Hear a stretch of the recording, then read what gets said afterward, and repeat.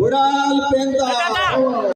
सभी को तहे दिल से जोहार। आज राजस्थान से नागांव, बस्तर, छत्तीसगढ़ 1,500 किलोमीटर दूर से आपने मुझे दिल से आमंत्रित किया और मुझे एक सौभाग्य मिला। और आप सबका जो प्रेम, आप सबका जो स्नेह, आप सबके अंदर एक अपनत्व की भावना ने हमारा दिल जीत लिया। आज गोरवाना समाज समन्वयक समिति के द्वारा कार्यक्रम हमारे आदिवासी समुदाय के पुरखों द्वारा इस फसली त्योहार को पूरे देश के अंदर मनाया जाता है।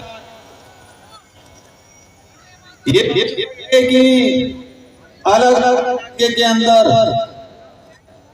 अलग अलग प्रकार, अलग अलग नाम से संबोधित किया, लेकिन ये जो फसली त्योहार, इसके बारे में जैसे मैंने समझा, मेरे इलाके के अंदर हम भील समूह से आते हैं, आदिवासी समाज का डीएनए, और ये आदिवासी समाज का डीएनए होने की वजह से आदिवासी, और यही आदिवासियत आज आपके बीच में खिंच।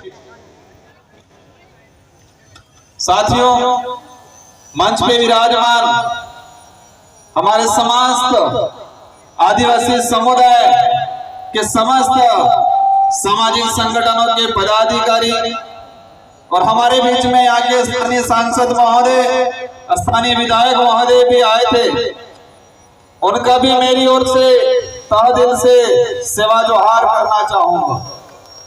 साथियों, आप सबके दिमाग में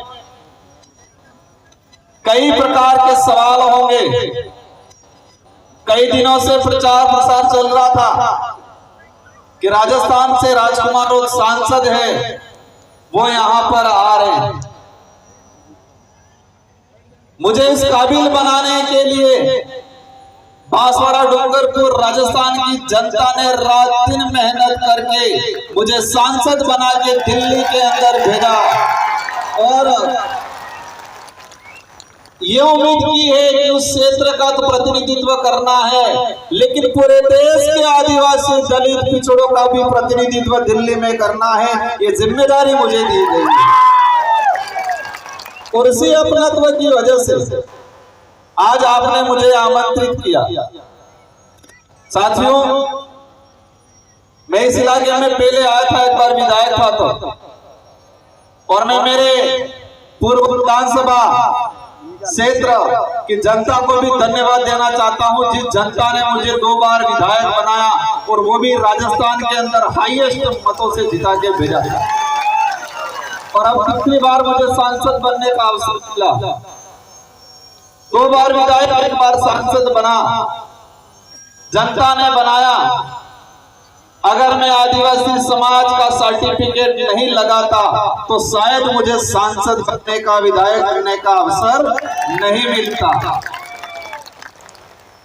मेरे पास कितनी भी बड़ी ताकत होती, भले धन बल होता, बाहुबल होता, कुछ भी होता, लेकिन मेरे पास आदिवासी समाज का सर्टिफिकेट नहीं होता तो मुझे सांसद बनने का अवसर नहीं मिलता, और मैं सांसद नहीं बनता तो शायद आप मुझे यहाँ पर बुला के आमंत्रित करके मान सम्मान नहीं देते।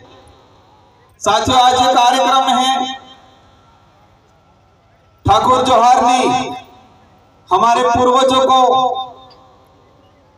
हमारे पितृ देवताओं को हम पूछ के नई जो फसल तैयार होती है, इसके बाद हम लोग हमारे अन्य गतिविधि और उस फसल का हम हमारे जीवन में खान पान में उपयोग में लेते हैं।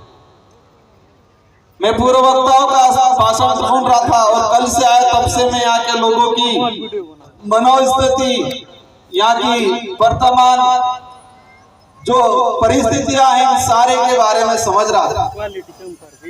साथियों, हमारा देश को विदेश में जब पहचाना जाता है, इस देश के प्रधानमंत्री महोदय हो या हमारे देश के राष्ट्रपति महोदय हो, कभी भी विदेश में जाते हैं तो जो मंच पे बुलाया जाता है, मंच पे बुलाने से पहले क्या कहा जाता है कि ये उस देश के प्रधानमंत्री या राष्ट्रपति महोदय है जिस देश को महान कहा जाता है।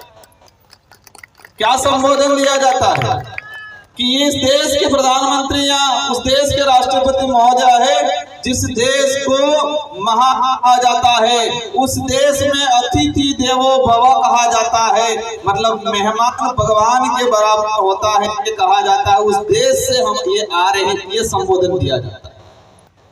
ये संबोधन दिया जाता है कि भारत देश में विविधता होने के बावजूद, अनेक धर्म, अनेक संस्कृति, अनेक जाति रहने के बावजूद भारत देश के अंदर एकता है, ये परिचय देके हमारे यहाँ के प्रधानमंत्री महोदय को विदेश में संबोधित किया जाता है।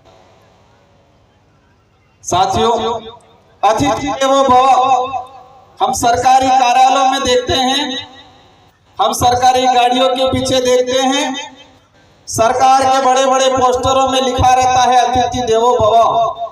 मतलब हमारे गांव में, हमारे जिले में, हमारे देश में जो आया मेहमान, उसको भगवान के बराबर माना जाता है।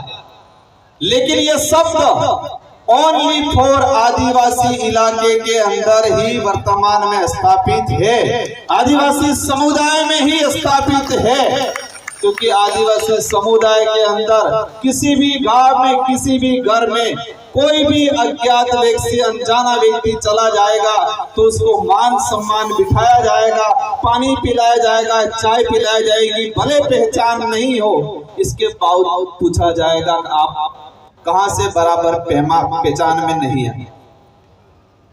यही बात शहर में जाएंगे, अनजान व्यक्ति जाएगा, दरवाजे पे रोक लिया जाएगा, कौन हो, किस लिए आया हो, ये पूछा जाएगा, इसके बाद उसको प्रवेश दिया जाए। तो अतिथि देवो जो भव शब्द है वो कहीं न कहीं आदिवासी समुदाय की संस्कृति, समुदाय के रीति रिवाज और आदिवासी समुदाय के अंदर जिस तरह से हमारे अतिथि को आज एक देवो भव शब्द के संबोधन के हिसाब से लाया गया, तो ये अतिथि देवो भव आदिवासी समुदाय की संस्कृति से निकला हुआ शब्द है जो विदेश में आज प्रचलन में और हमारे देश का एक मजबूत शब्द के रूप में यूज किया जाता है। साथियों, एक सवाल आपके अंदर भी है, मेरे अंदर भी है कि सांसद देश में बहुत हैं, हमारे छत्तीसगढ़ में भी हैं, लेकिन आपने मुझे यहां पर क्यों बुलाया और मैं यहां पर क्यों आया, ये सवाल है। मैं जो समझता हूं कि मैं जो सांसद के रूप में हूं, लेकिन मैं ये समझता हूं कि मुझे जिम्मेदारी मिली है, जिस समाज का सर्टिफिकेट लगा के मुझे सांसद बनाया गया है उस समाज का कर्ज उतारना है, ये सोच के मैं रात दिन मेहनत करता हूं, काम करता हूं, इसीलिए आपने मुझे यहां पर बुलाया। साथियों, हमारे समाज की अगर बात करें ऐतिहासिक पृष्ठभूमि की, आजादी से पहले अंग्रेजों से लड़े, राजा रजवाड़ों से लड़े, सामंतों से लड़े, मुगलों से लड़े। अगर आजादी के पहले का चिट्ठा निकाल के देखते हैं तो इस देश में सबसे ज्यादा अगर कोई शहीद हुआ है तो समुदाय का व्यक्ति शहीद हुआ है। भारत देश को आजाद कराने में अगर सबसे ज्यादा किसी का खून बहा है तो वो आदिवासी समुदाय का है, हमारे पूर्वजों का है। लेकिन दुख की बात यह है कि हमारा इतिहास कई किताबों में, कई पाठ्यक्रम में एक गौण हो गया, लाइन के माध्यम हमारा इतिहास हो गया। आजादी के बाद का अगर देखें, इस देश में अगर प्रतिदिन कई अत्याचार होता है, इस देश में विस्थापन होता है, तो सबसे ज्यादा अत्याचार और सबसे ज्यादा विस्थापन अगर हो रहा है तो आदिवासी समुदाय का हो रहा है। आज की तारीख में, भले वो छत्तीसगढ़ में हो, भले वो झारखंड में हो, भले वो राजस्थान में हो, लेकिन विकास के नाम से अगर विस्थापन होता है तो सबसे ज्यादा आदिवासी समुदाय का। ये जो कागज पकड़ाया गया मुझे, हमारे आयोजन कमेटी ने बताया कि इन मुद्दों पे बात करना है। साथियों, हमारी जो संस्कृति है, परंपरा है, ये हमारी आइडेंटिटी है। अगर वो आइडेंटिटी नहीं रहेगी तो हमारी पहचान खत्म हो जाएगी, और पहचान खत्म हो जाएगी तो प्रमाण पत्र मिलना भी मुश्किल हो जाएगा, और प्रमाण पत्र मिलना मुश्किल हो गया तो अधिकारी नेता बनना भी मुश्किल हो जाएगा।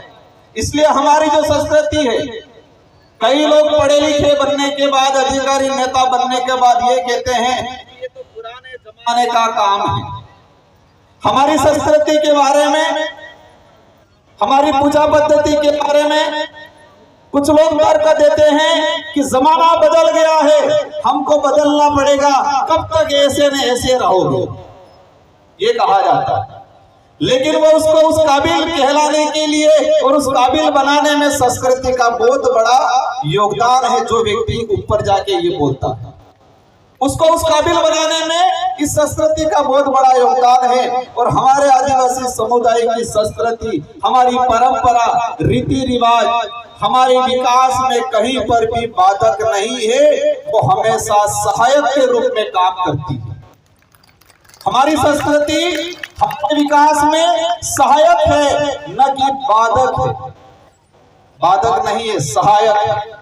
साथियों, इस देश दुनिया में जो माहौल बना है वर्तमान की, और छत्तीसगढ़ इतना सुंदर इलाका है, भौगोलिक दृष्टि से स्वच्छ है, यहाँ के लोगों का जो व्यवहार है, हमारे समुदाय के अंदर जो प्रेम भावना है, वो अन्य इलाकों से सबसे बढ़िया हमारे यहाँ के लोगों का दिल है, मन साफ है।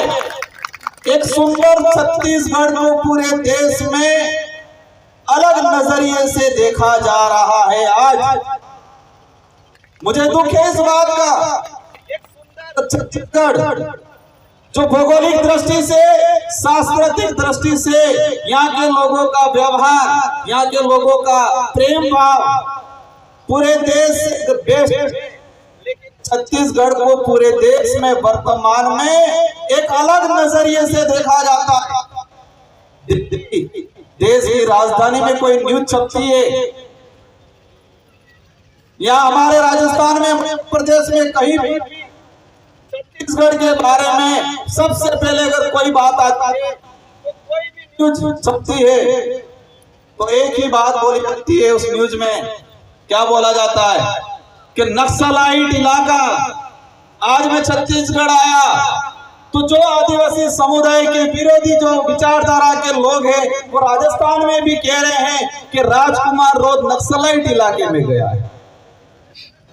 राजस्थान या किसी भी देश के कोने में ये किसी भी न्यूज़पेपर में आज तक ये नहीं छपा कि छत्तीसगढ़ भौगोलिक दृष्टि से सबसे सुंदर है, वहां पर आदिवासी समुदाय रहता है, और आदिवासी समुदाय की एक विशेष पहचान है, एक शानदार कल्चर है। ये कहीं नहीं बताया जाता, बस यही बताया जाता है कि छत्तीसगढ़ खराब है, एक कलंक लगा दिया है। मैं पिछली बार आया था जब विधायक था, मैंने सुना 11-12 साल की बच्ची को नक्सलाइट के मारा गया। इस बिंदु में भी लिखा है कि आदिवासी समुदाय को कुछ लोग प्रशासन के सहयोग से इनको बदनाम करके नक्सलाइट का धब्बा लगा के उनको मार दिया जाता है। पिछले इन 8 महीनों के अंदर छत्तीसगढ़ में 150 के आसपास लोगों को मारा गया है नक्सलाइट के नाम से। मैं ये नहीं कह रहा हूं कि सारे के सारे निर्दोष थे, हैं कुछ लोग गलत, लेकिन इसमें कई ऐसे लोग हैं जो बेचारे निर्दोष हैं। हो रहा है कि नहीं हो रहा है? ये किस लिए हो रहा है? यहां पर मैंने एक चीज देखा, इस इलाके के अंदर कई इलाका ऐसा है जहां पर आदिवासियों की स्थिति कैसी है वो नहीं पता है। आदिवासियों को एजुकेशन मिल रहा है कि नहीं मिल रहा है वो नहीं पता है। आदिवासियों के गांवों तक सड़क जा रही है वो नहीं पता है। और कई इलाका ऐसा है कि उन इलाकों के अंदर आदिवासी समुदाय के आधार कार्ड भी नहीं बने हैं, वोटर आईडी भी नहीं बने।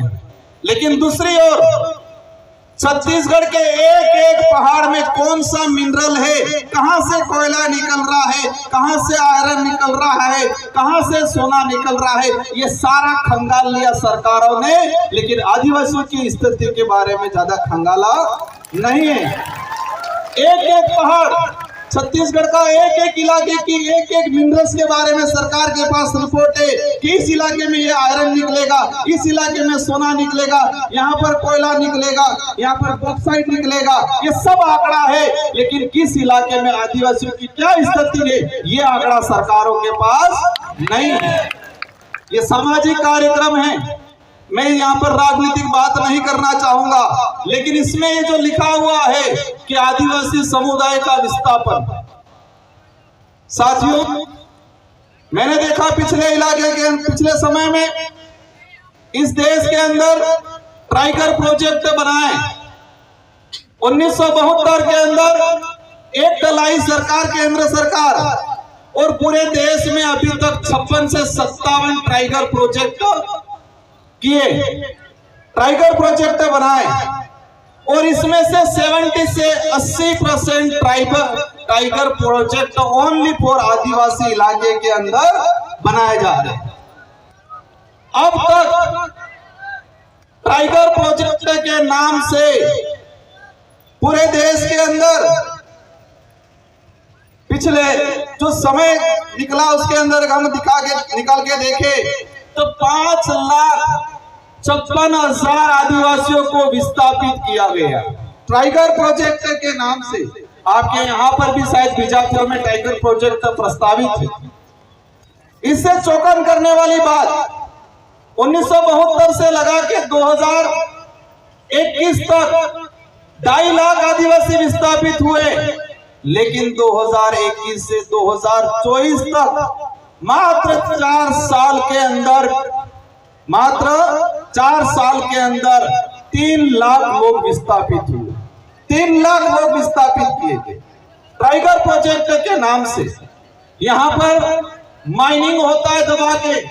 हम देश के विकास में बाधक नहीं हैं, लेकिन जो विकास आदिवासियों का नाश करके किया जाता है वो विकास हमारी नजर में गलत है। हमने देखा पिछले इलाके के अंदर, फॉरेस्ट के अंदर जो आदिवासी रह रहा है वर्षों से, आजादी से पहले से, उसके लिए एनडीए की सरकार 2006 में फॉरेस्ट राइट एक्ट लाई। लेकिन छत्तीसगढ़ का ही मैंने आंकड़ा निकाला, पिछले 5 साल के अंदर 100 से 200 हेक्टेयर जमीन भी फॉरेस्ट राइट एक्ट के तहत आवंटन नहीं किया गया।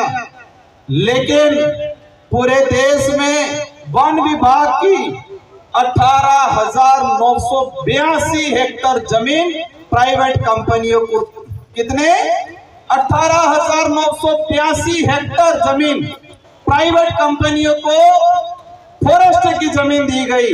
लेकिन एक बेचारा गरीब आदमी जो आजादी से पहले वन विभाग में रह रहा है वो आज भी पट्टों के लिए तरस रहा है। आपके छत्तीसगढ़ के अंदर भी पिछले 5 साल के अंदर 2280 हेक्टेयर जमीन फॉरेस्ट की प्राइवेट कंपनियों को दिया गया। लेकिन छत्तीसगढ़ का आदिवासी समुदाय को 200-300 हेक्टेयर भी आज तक कितना चाहिए, उस आदमी को रहने के लिए 1 या 2 बीघा चाहिए, लेकिन वो भी आज तक नहीं मिल पाया है। साथियों, ये लड़ाई लंबी है, ये लड़ाई राजनीति करने की भी नहीं है। ये लड़ाई जो हमारे पुरखे लड़के गए, हम बिरसा मुंडा जी को याद करते हैं, गुंडाधर बाबा को याद करते हैं, तिलका मांझी को याद करते हैं। उन लोगों ने जल जंगल जमीन की लड़ाई लड़ी। हम जल जंगल जमीन का नारा जरूर लगा लेते हैं, लेकिन जल जंगल जमीन को उजाड़ कौन रहा है उसके बारे में आज भी अनभिज्ञ। हमने देखा छत्तीसगढ़ के अंदर बड़ी बड़ी कंपनियां आई। आप सभी आंदोलन करते हो क्योंकि आपकी जमीन हड़पी जाती है, आपको विस्थापित होना पड़ा है। एक रिसर्च कंपनी का डाटा आया कि देश के अंदर जो आदिवासी समुदाय है, इसमें से 70% आदिवासी अपने जीवन काल में एक बार विस्थापित होता है। अपने जीवन काल में 200-150 साल के अंदर आदिवासी समुदाय एक बार विस्थापित होता है। एक सर्वे रिपोर्ट आई।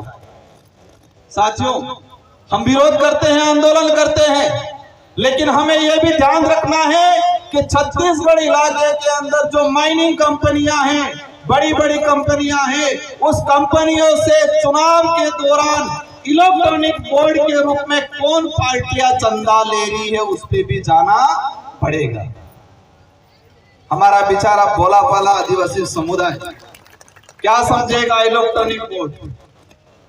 चुनाव के दौरान इलेक्ट्रॉनिक बोर्ड लीगली चंदा लिया जाता है। छत्तीसगढ़ के इलाके में माइनिंग करने वाली अधिकतर कंपनियों के चुनाव के दौरान इलेक्ट्रॉनिक बोर्ड मतलब चंदा दिया करोड़ों रुपयों में, 700-800 करोड़ के आसपास दिया गया। अब ये हमारा भोला भाला समाज कैसे समझे?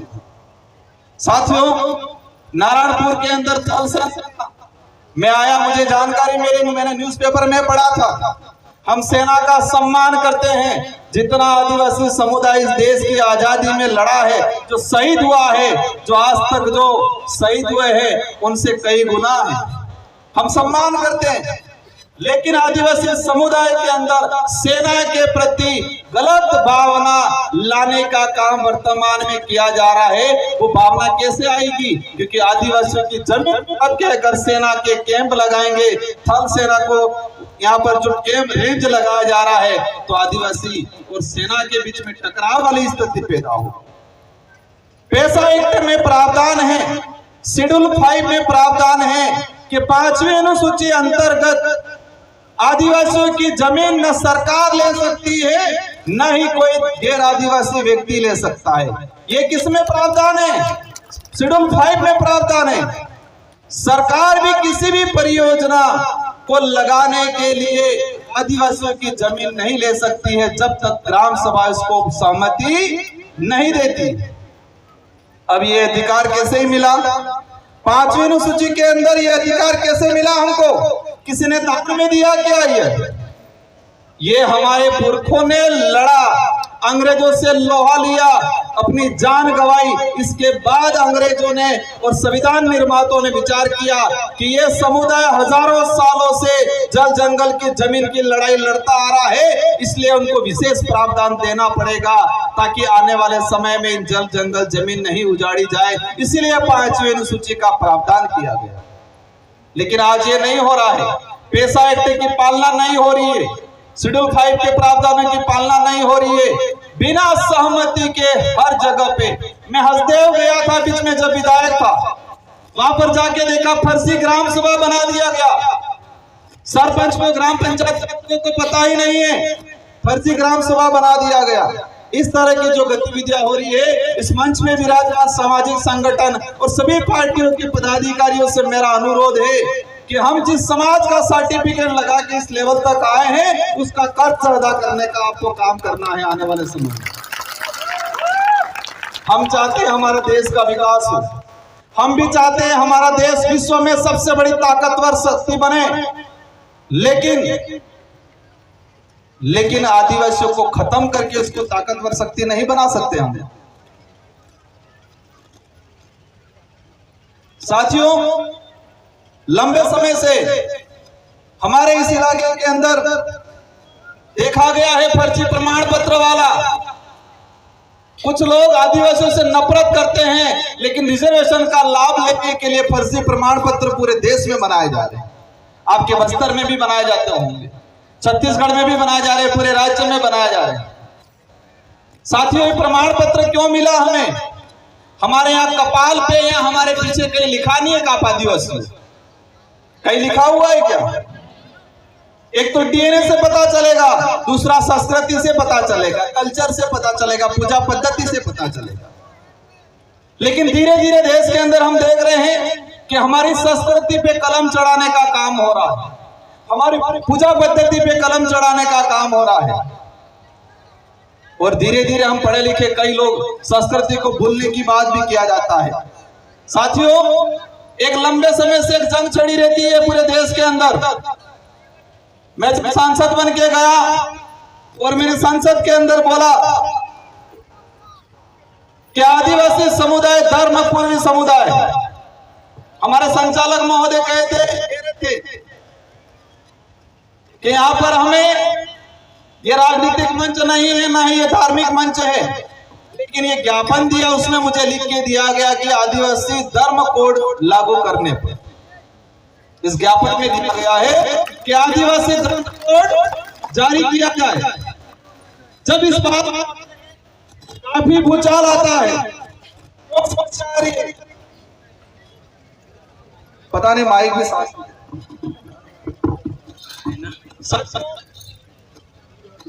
मैं आज घूमा इस बस्तर इलाके के अंदर कोंडा गांव में। मैंने सभी धर्मों को नजदीक से देखा है, सभी धर्म की धार्मिक परंपरा को भी देखा है। जैन धर्म की परंपरा को देखा, हिंदू धर्म की परंपरा को देखा, ईसाई धर्म की परंपरा को देखा, बौद्ध धर्म की परंपरा को देखा है। लेकिन आदिवासी समुदाय की धर्म परंपरा, भक्ति परंपरा, हमारी पूजा पद्धति किसी भी धर्म से मेल नहीं खाती। इसीलिए अपनी आइडेंटिटी को लेके पूरा देश का आदिवासियों का अलग से धर्म कोड की मांग कर रहे हैं। क्या इस बात आप सभी सहमत हो? पक्का? सहमत कौन नहीं है? सब सहमत हैं। हम ये कहते हैं कि हमारा बाप, हमारे खुद के बाप की बात करते हैं तो दूसरों को दिक्कत थोड़ी होनी चाहिए क्या? एक जंग छिड़ी हुई पूरे देश के अंदर। हम किसी भी धर्म के विरोधी नहीं है, हम किसी भी धर्म के विरोधी नहीं है, लेकिन आदिवासियों की अपनी परंपरा, अपनी आइडेंटिटी को बचाना हमारी जिम्मेदारी है। और उसमें जब भी बात करते हैं, मैंने संसद के अंदर भी कहा था कि आदिवासी समुदाय न ईसाई है, न सिख है, न बौद्ध है, आदिवासी है। हमें आदिवासी की संस्कृति, हमारी आइडेंटिटी को बरकरार रखना है। आप सभी के साथ सहयोग से हमारी लड़ाई धर्म की भी, एक बात ये भी समझना है, हमारी लड़ाई हमारी संस्कृति बचाने की है। हमारी लड़ाई हमारा इतिहास को, वास्तविक इतिहास को आने वाली पीढ़ी को बताने की है। हमारी लड़ाई रिजर्वेशन की है, हमारी लड़ाई जंगल जमीन की है, हमारी लड़ाई आइडेंटिटी बचाने की है। लेकिन धर्म की बात इसलिए बार बार छेड़ी जाती है कि इस देश के अंदर हमने देखा कि आदिवासी समुदाय कई इलाके में ईसाई भी बना हुआ है, कई इलाकों में आदिवासी समुदाय, महाराष्ट्र का कुछ इलाका उधर मुस्लिम भी बना हुआ है, कुछ इलाकों में आदिवासी समुदाय हिंदू भी बना हुआ है, कुछ इलाकों में आदिवासी समुदाय सिख भी बना हुआ है। इस देश के प्रत्येक कोने में, हर इलाके में आदिवासी समुदाय है, लेकिन अलग अलग धर्मों में बटा हुआ। इसी वजह से छत्तीसगढ़ या बस्तर या किसी झारखंड में आदिवासी समुदाय पे अत्याचार होता है तो देश का आदिवासी एक नहीं हो पा रहा है। हम देखते हैं मणिपुर के अंदर भारत का हिस्सा है, मैतेई समुदाय और कुकी समुदाय, दोनों समुदाय आदिवासी है, लेकिन दोनों का धर्म अलग अलग है। और धर्म की लड़ाई वो ऐसे मरे हैं, ऐसे लड़े हैं कि आपस में अपने एक दूसरे को काट रहे हैं। इसलिए हम कहते हैं कि आदिवासियों की अपना अलग से धर्म व्यवस्था होनी चाहिए। किसी को कुछ मानना है माने, हमें कोई दिक्कत नहीं, जिसको जो मानना है। इस देश का संविधान ऐसे हर व्यक्ति को अपने हिसाब से धर्म मानने का देता है। और इस देश का पहला उदाहरण भीमराव अंबेडकर जी, अपन सब जानते हैं, संविधान निर्माता। उन्होंने अक्टूबर 1956 में 4 लाख लोगों के साथ बौद्ध धर्म अपनाया। कौन सा धर्म अपनाया? बौद्ध। क्योंकि संविधान राइट देता है कि हर व्यक्ति के हिसाब से मानना है। पहले है जिन धर्मों का निर्माण ही नहीं हुआ, उस समय से आदिवासी समुदाय अपनी पूजा पद्धति करते हैं। लेकिन ये देखा गया है कि राजनीतिक लाभ लेने के लिए लोग अपने राजनीतिक लाभ लेने के लिए कुछ लोग हमारे आदिवासी समुदाय को धर्मों में बांट के राज करना चाहते हैं। साथियों, मैं कई बार बोलता हूं कि आदमी एक तो शरीर से विकलांग होता है, अपने हाथ अपने पैर से, अगर हाथ पैर से विकलांग अपन को दिखता है कि इसका हाथ टूटा हुआ है, इसका पैर टूटा हुआ है, लेकिन इस देश में कुछ विचारधारा ऐसी है जो इंसान को दिमाग से विकलांग बनाने का काम। मेरी बात को समझे होंगे आप। इस देश में कुछ विचारधारा ऐसी है जो हमारे समुदाय के कुछ लोगों को दिमागी रूप से, मानसिक रूप से विकलांग बनाने का काम करते हैं। हम आंखों से अंधा है उसको कह सकते हैं, आगे खड्डा है वो अपनी बात मान लेगा, लेकिन जो दिमाग से अंधा है उसको कहेंगे आगे खड्डा है, वो अपन से लड़ने के लिए आएगा। और यही हो रहा है। आप जब अधिकारों की बात करोगे, आप जो संस्कृति की बात करोगे, आप आदिवासी धर्म कोड की बात करोगे, सबसे पहले आप जो मानसिक रूप से विकलांग है वो आपके सामने आके खड़ा रहेगा, आपसे लड़ेगा। यही स्थिति पूरे देश के अंदर बनी हुई। साथियों, रिजर्वेशन की बात करें, हमें ये दिक्कत है आज तक हमारे आदिवासी इलाके के अंदर अनेक कथाएं होती है, कुछ पार्टियां भी कराती है, हमें कोई दिक्कत नहीं, लेकिन हम ये चाहते हैं कि आदिवासियों का भला चाहते हो, आदिवासियों का भला चाहते हो तो दूसरी कथाएं लगे नहीं लगे, लेकिन संविधान की कथा भी लगाया करो कभी कि आदिवासियों के क्या क्या अधिकार है वो भी बताने की बात करो। सभी प्रकार की कथाएं होती है, सभी प्रकार के आयोजन होते हैं, लेकिन मेरा एक निवेदन है कि हमें दूसरी कथा लगे नहीं लगे, लेकिन संविधान के संबंधित कथा लगाया करो और इसमें आदिवासियों के क्या अधिकार है वो भी बताने की बात किया करो। हम लोग शिक्षा की बात करते हैं। शिक्षा कितने प्रकार की है? 3 प्रकार की शिक्षा है। पहली जो हमें परिवार से और समाज से सीखने को मिलता है। किससे मिलता है?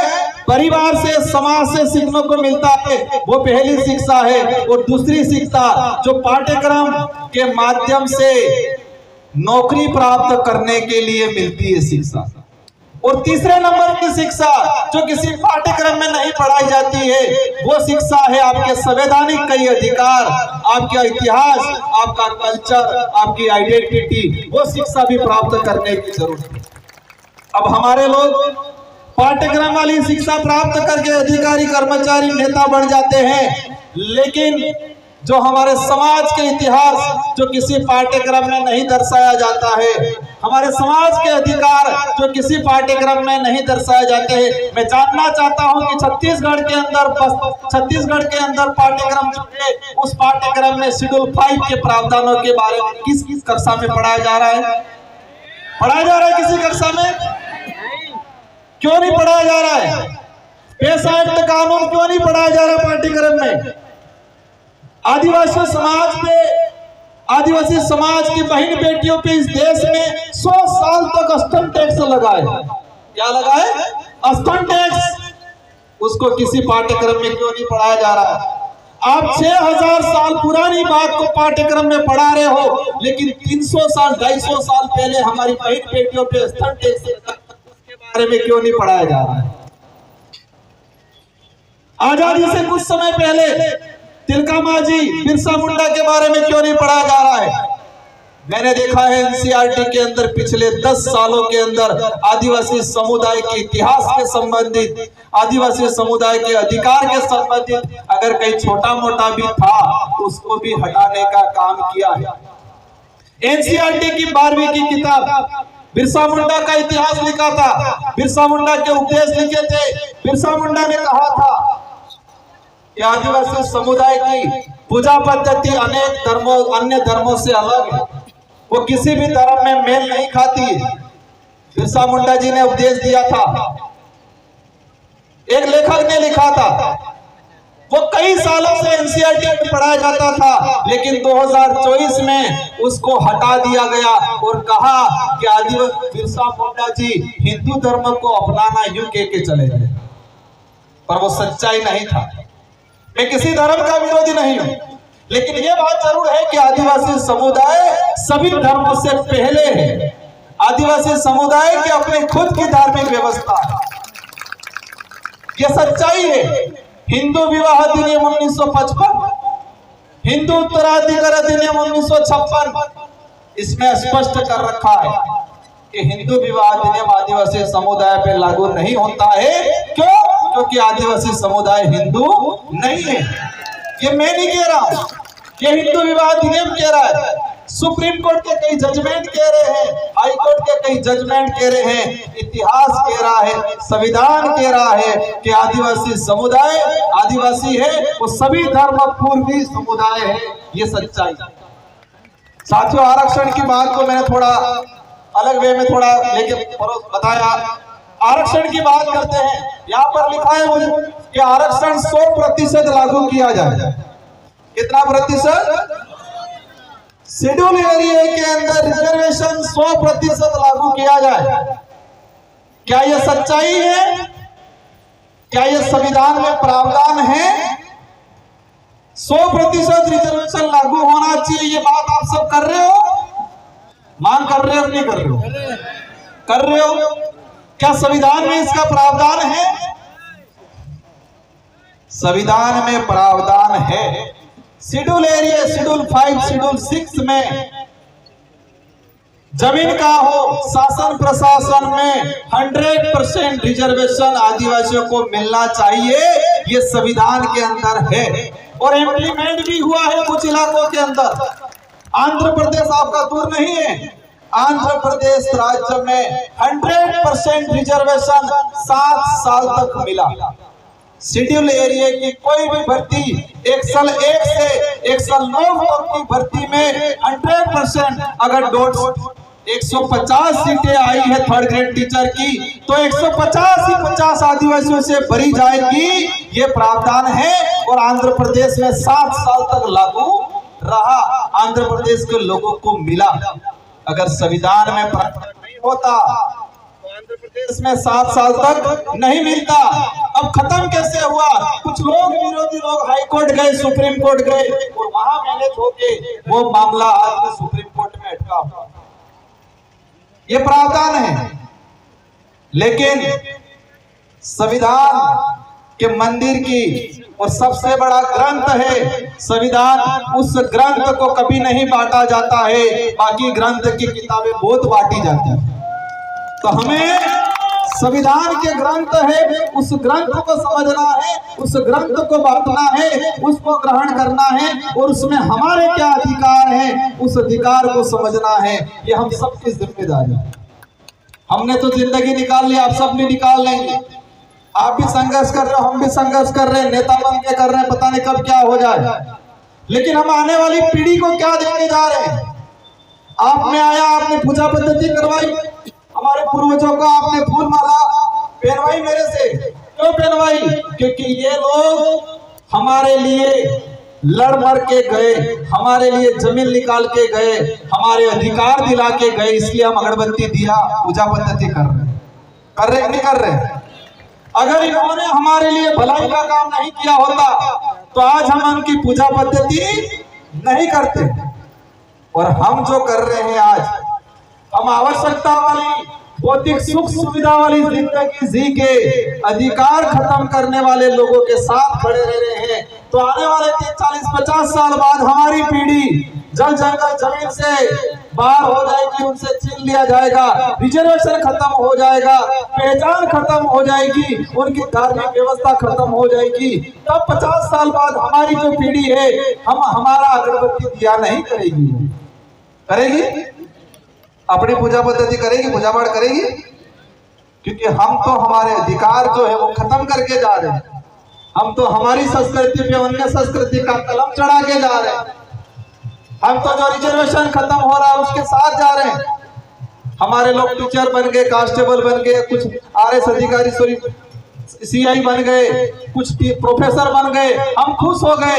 लेकिन देश के अंदर सुप्रीम संस्था है, IITN है, IIM है, विश्वविद्यालय है, वहां पर छत्तीसगढ़ का एक भी आदिवासी प्रतिनिधित्व नहीं है। IITN पूरे देश के IITN जो है, पूरे देश के विश्वविद्यालय हैं, यहाँ पर आदिवासियों का प्रतिनिधित्व 2.5% है आज भी। अगर 100 प्रोफेसर हैं विश्वविद्यालय में तो वहां पर 2 से 3% आदिवासियों का प्रतिनिधित्व है। और इसमें भी देखा जाए तो हमारे इलाके का आदिवासियों का प्रतिनिधित्व आज भी नहीं है। इसलिए साथियों, मेरा आज आने का उद्देश्य यह है कि हमारे अंदर जागरूकता है, हम हमारे अधिकारों को पहचाने, हमारा दुश्मन कौन है उनको पहचाने, और दुश्मन से लड़ाई हमको विचारों से लड़नी है। और हमारे विचारों में इतनी ताकत है कि आने वाले समय में अवश्य पूरे देश का आदिवासी समुदाय एक मंच पे आए।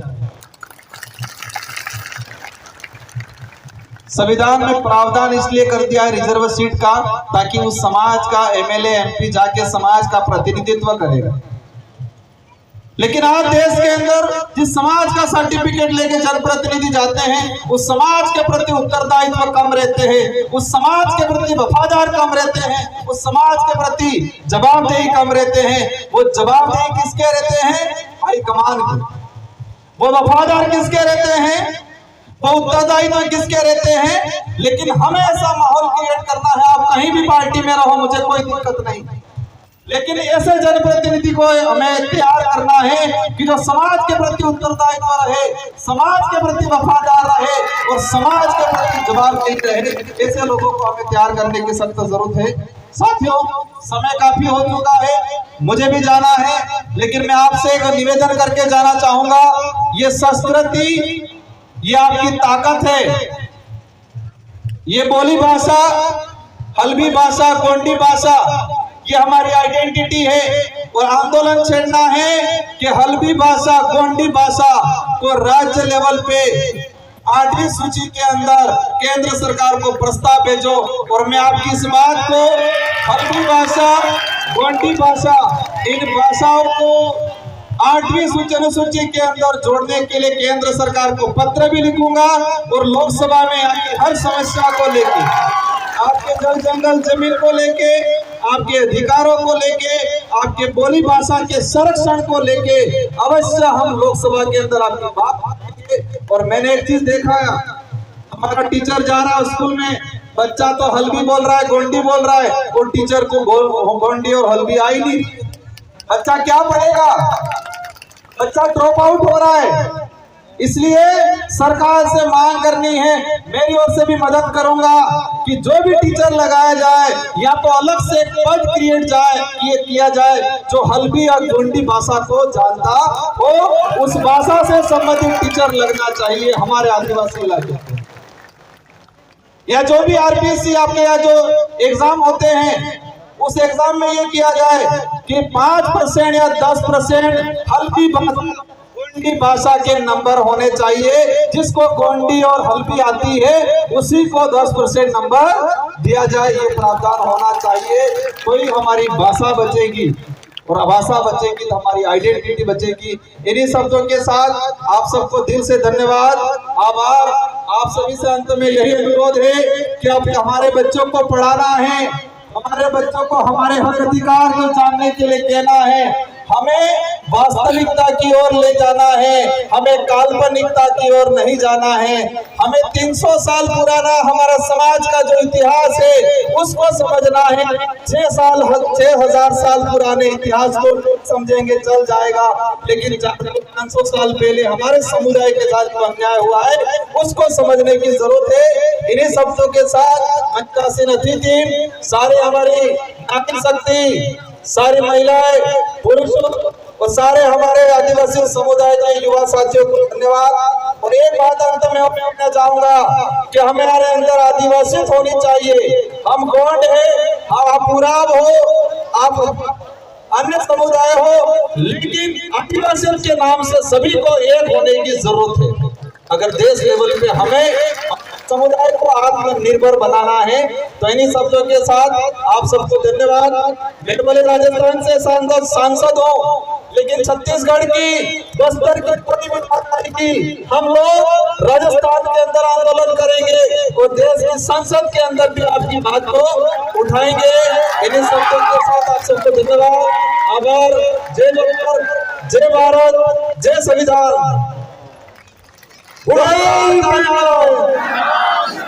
जय जवाहर का नारा है।